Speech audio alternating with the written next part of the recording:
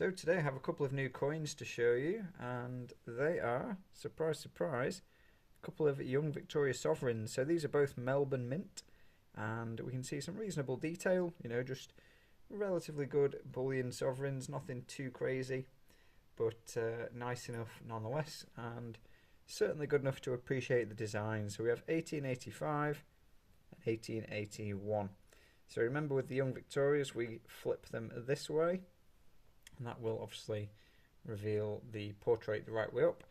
So yeah, today we're mainly going to talk about the gold price and how it affects my buy-in purchases, and perhaps how it would affect yours.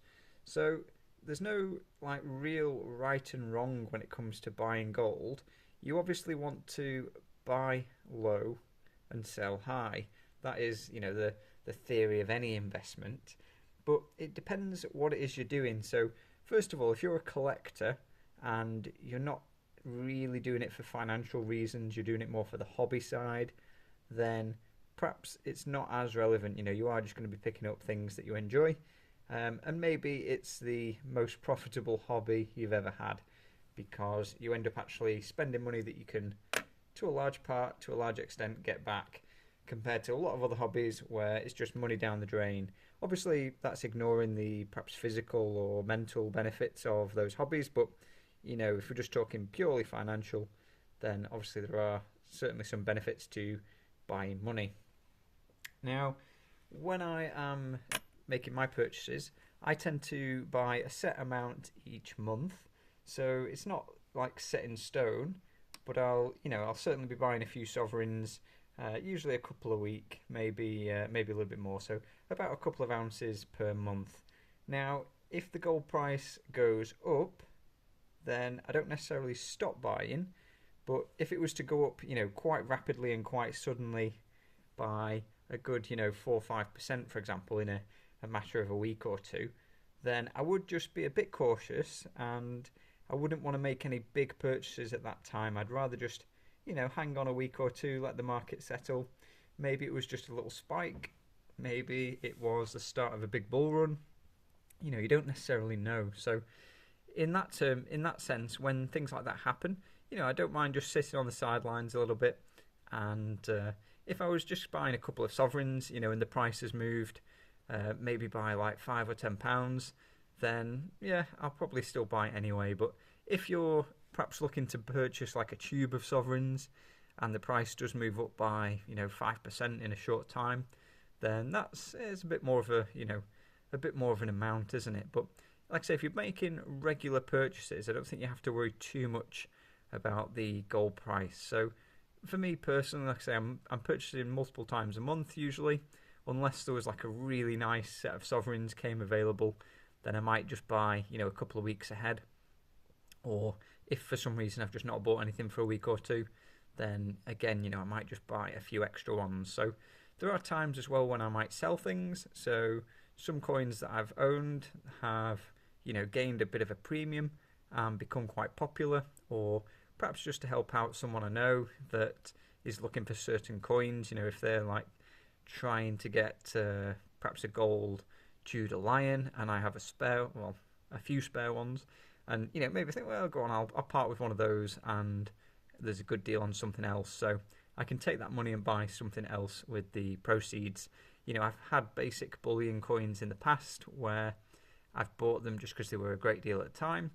Things like a gold maple or gold buffalo, and gold price has gone up. It's happened that somebody has been looking for that particular coin, and I can sell that coin to them, or trade it for some sovereigns or something like that. However the deal works out at the time, it's always going to vary. But I can make a deal there, and I'm basically keeping my cost average down while still acquiring coins at a reasonable rate. So I'm not a dealer as such. My collection is just my personal collection, and it does start to mount up after a while. So in terms of an amount to hold in gold, it's going to totally depend on the person. For me personally, I wanted to initially get, not say the first purchase, but after a little bit of time, I was aiming to get around about 12 ounces of gold, because that would mean I'd have roughly an ounce a month of like emergency backup, you know, of non-fiat money, if you like. So not money in the bank or in cash, just in gold. So that was, you know, like an initial target I had in mind, and I broke it down, you know, so I was aiming for sort of 3 ounces, then 6, then the 10, then 12, and worked my way up that way. Obviously now the 100-ounce club is sort of knocking on the door there. We're not far away, but I'm not necessarily in a rush to hit that. You know, I'm not just going to run out tomorrow and buy what I need to take me there. You know, I'm patient, and in theory, you know, assuming no great accidents, etc., I've got plenty of working years left should I, you know, choose to do that. So it's not that I've got to rush and, you know, get a retirement stash together quickly. I've got plenty of time on my side. If you are perhaps a bit older, then a bit closer to the retirement age you're planning, then maybe you need to, you know, step on it a bit and stack a bit harder now. Or perhaps you're just in a particular job or career where at the moment, you know, times are really good and it makes sense to put a bit more away. So in that case, you know, maybe it would be okay for you to put a bit more into gold, you know, regardless of the price. It's all just going to depend. You know, there's a lot of personal circumstances and different situations. And again, obviously, reasons why we're stacking. You know, not everyone is stacking for the same reasons. Some people stacking for like end of the world scenarios, that kind of, you know, apocalypse or things like that. You know, financial meltdowns, various forms of those. And, you know, if that's what you're planning for, then that's fine. Obviously, your plan will differ for that. Maybe you'd want, you know, smaller, more fractional pieces, and you're not bothered about any kind of intrinsic value at all. Maybe you are just intending to collect pieces that you like, and that keeps you interested and keeps you stacking. Maybe you're just stacking to avoid going into debt. You know, who knows? If you have some sort of spending issues, some people who comment in the videos do sometimes say things like that they're, you know, they're stacking to avoid like spending the money really. So it's keeping them in a decent financial position, and for them to, you know, stick with it, it helps to buy more interesting pieces. So a lot of different reasons, and, you know, like I say, it's all personal. So if you're keen to share in the comments below, I'd be interested to hear, and, you know, we can have a conversation. Obviously, I'm not an advisor. I'm not here to advise anyone, but, you know, be interested to hear your story and how stacking's helped you. And look forward to the next video.